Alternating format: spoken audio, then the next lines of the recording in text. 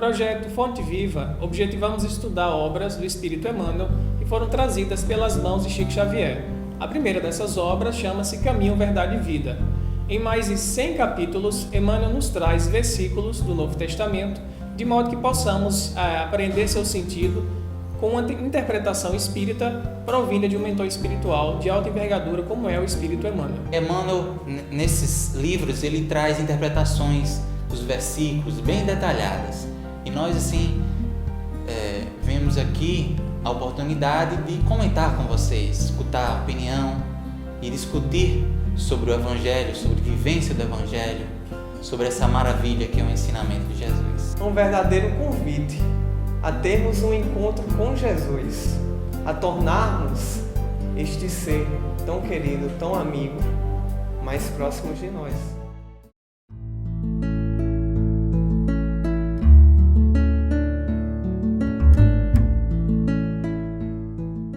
E Jesus respondeu-lhe: meu Pai obra até agora e eu trabalho também. Esse capítulo se refere à importância do trabalho, da lei do trabalho no desenvolvimento do ser humano. Nós vivemos numa sociedade, obviamente, que tem muitos preconceitos e resolve direcionar a ideia de que alguns trabalhos são dignos e outros não. De forma que muitas vezes um trabalho importante que é prestado, mas que não é reconhecido socialmente, termina sendo menosprezado pelas pessoas. É claro que nós sabemos que a lei do trabalho indica que quanto maior o esforço que a criatura tem, maior vai ser a remuneração, reconhecimento e status. Mas o grande objetivo da obra de Deus na Terra é nos fazer perceber que todos nós ocupamos uma importância na economia do universo. Cada função, cada tarefa, cada evento que nós praticamos, ele faz parte de um circuito, de um ciclo, de uma teia universal em que todos colaboram com todos. Emmanuel, como sempre, faz uma interpretação magistral. Eu particularmente considero muito difícil acrescentar qualquer comentário a esses textos de Emmanuel dessa série que tem Caminho, Verdade e Vida, Fonte Viva, Palavras de Vida Eterna.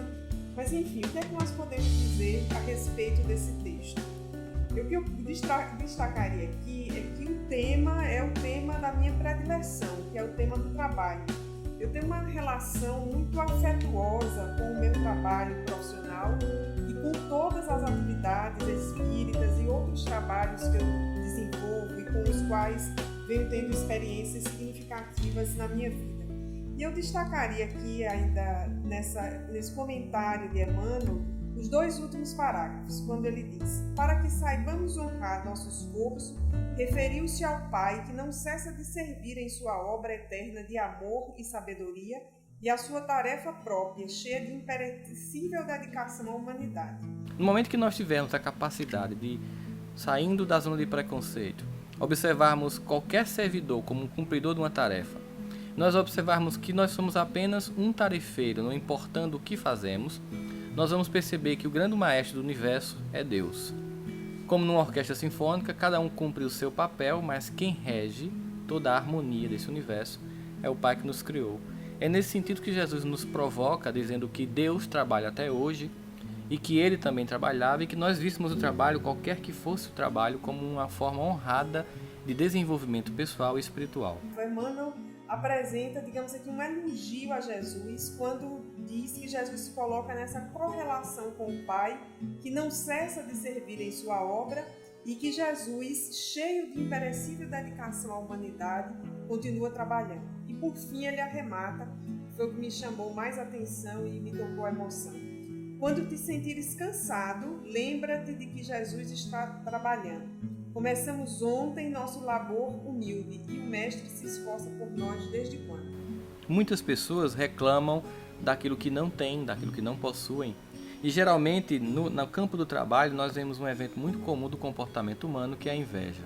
Geralmente você, vendo o resultado financeiro de alguém ou intelectual, você fica às vezes irritado pelo que a pessoa conquistou, mas geralmente o invejoso, até por ser uma pessoa que está carente ela na verdade tem um certo infantilismo emocional, ela observa apenas o resultado final do processo, ela inveja o resultado final do processo, ela inveja a cultura que alguém adquiriu, ela inveja o dinheiro que alguém teve, mas ela jamais inveja o trabalho que aquela pessoa teve para ter aquilo. Porque se ela invejasse, na verdade, o trabalho, ela não estaria mais invejando, ela estaria cobiçando. A diferença do invejoso para o cobiçoso é que o invejoso não quer que você tenha. Você comprou um carro novo, seu vizinho olhou, e aí como ele tem inveja, ele pensa assim, tomara que morra miserável num acidente de carro. Isso é inveja. Você comprou um carro novo e seu vizinho também quer comprar um igual ao seu e foi trabalhar para conseguir isso é cobiça. Mas ele foi trabalhar para conseguir isso. Quando te sentires cansado, hoje, por exemplo, estou me sentindo cansada, né? Mas Emmanuel nos leva muito adiante, sempre nos enchendo de emoção.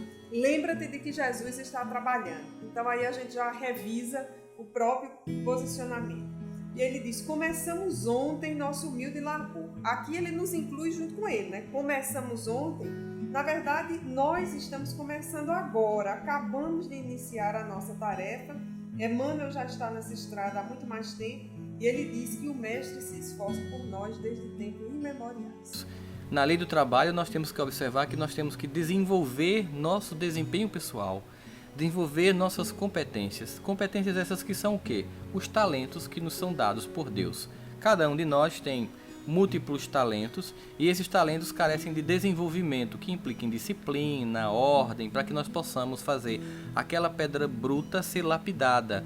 Alguém que tem uma capacidade de tocar com esmero, aprender a tocar com muito mais capacidade. Alguém que, por exemplo, tem a capacidade de transformar um texto em algo poético, como Merlânio, que está aqui a nos transmitir fluidos mentais ao lado da câmara, e que aprendeu ao longo do seu desenvolvimento pessoal a fazer poesias cada vez mais bem acabadas, prosas, enfim, de forma que ele traz para nós o Evangelho de Jesus de forma poética.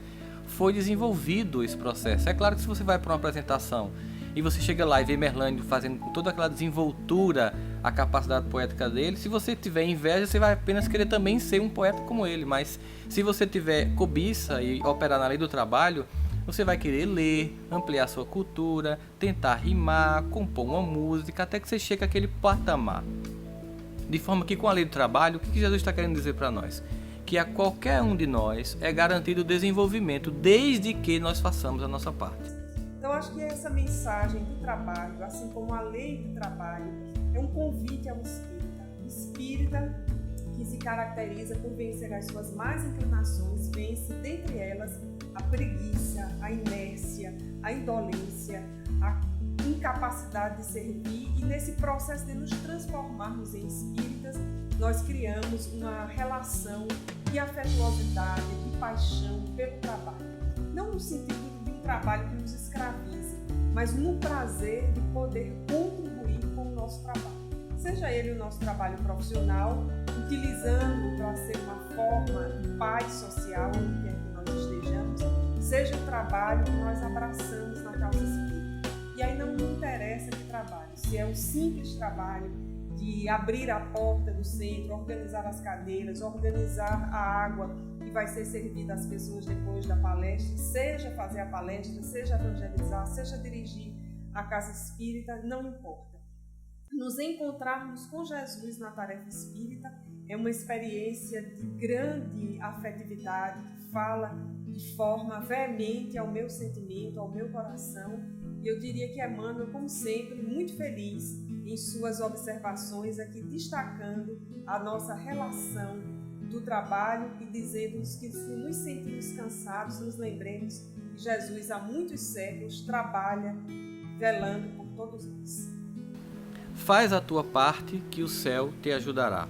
Ou seja, eu cumpro o meu papel no meu desenvolvimento pessoal e recebo do universo, de Deus, da lei maior, todo o desempenho que eu preciso. Mas se eu fizer a leitura equivocada, como muita gente faz, pensando o seguinte, que o céu vai me ajudar eu fazer a minha parte. E não é assim que funciona. Lei do trabalho é capacidade de desenvolvimento para alcançar tudo que a gente sonha em todos os patamares.